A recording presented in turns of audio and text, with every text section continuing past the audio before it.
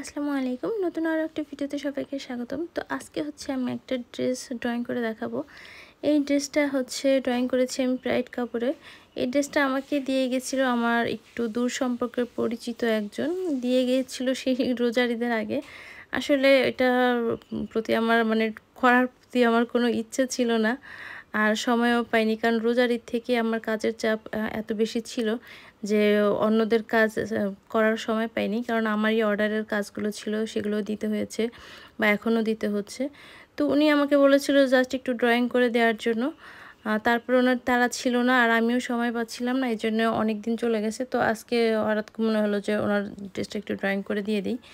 তো আমি হচ্ছে জামাটা কিন্তু প্রথমে একটু ভিডিওতে দেখালাম, জামাটার হচ্ছে জামাটা যখন ড্রয়িং করেছি আমি তখন ভিডিওটা করিনি। তো হাতাটা করার সময় ভাবলাম যে একটা ভিডিও করে আপনাদের সাথে একটু শেয়ার করি। তো দেখতে পাচ্ছেন এখানে আমি হাতাটা করছি। হাতার যে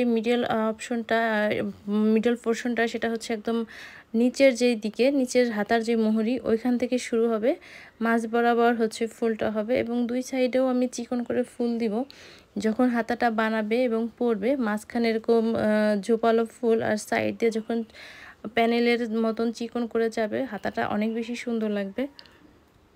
তো ওনারা হচ্ছে আমাকে বলেনি কেমন ডিজাইন দিবে, আমিও হুটহাট করে ডিজাইনটা করে ফেললাম। আমার মনে হয়েছে যে না, ডিজাইনটা ভালোই হয়েছে, বা যখন সম্পূর্ণ সেলাই করবে তখন আরও ভালো লাগবে।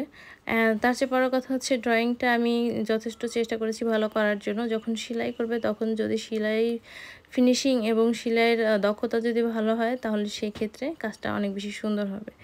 তো আমি হাতাটা করে দেখিয়ে দিচ্ছি। আসলে আমার ড্রয়িংটা করতে একটু কষ্ট হচ্ছিল, কারণ হচ্ছে আমি উল্টা সাইডে বসেছিলাম। আমার ক্যামেরার যে সাইডে ওই সাইডে বসলে হাতের জন্য হয়তো বা ড্রয়িং করাটা দেখা যাবে না, যার জন্য উল্টা সাইডে বসে আমি ড্রয়িং করছিলাম। একটু কষ্ট হচ্ছিল ড্রয়িংটা করতে।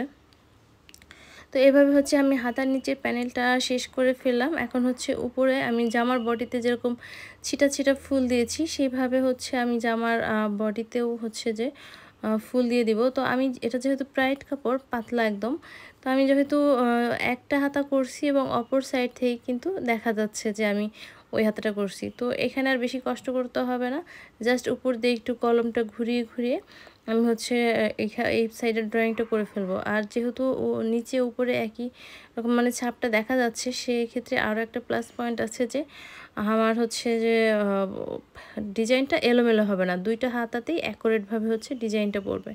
এটা করলে বেশ ভালো হয়, আবার দেখতেও কিন্তু ভালো লাগবে, কারণ দুইটা হাতায় যদি দুই রকম হয় ওটা কিন্তু ভালো লাগবে না। যেহেতু নিচের অংশটা পুরোটাই দেখা যাচ্ছে, আমি ওটা দেখে দেখে ওইভাবে ওটার উপর দিয়ে করে ফেলবো। তো এইখানে আমি জামার বডিতে যেভাবে ছিটা ছিটা ফুল দিয়েছি, এইখানে আমি হাতায়ও 3টা ছিটা ফুল দিব। উপরের অংশটা খালি থাকলে মনে হয় না ভালো লাগবে, একটু কাছাকাছি করেই 3টা ফুল দিব, যেন হচ্ছে হাতার যে সিনার অংশটা এইখানে ফুল 3টা পড়ে আর দেখতেও যেন ভালো লাগে। তো দেখতে থাকুন ভিডিওটা। আজকে এই পর্যন্তই। ভিডিওটা কেমন লাগলো জানাবেন। দেখা হবে পরবর্তীতে নতুন কোনো ভিডিওতে। আল্লাহ হাফেজ।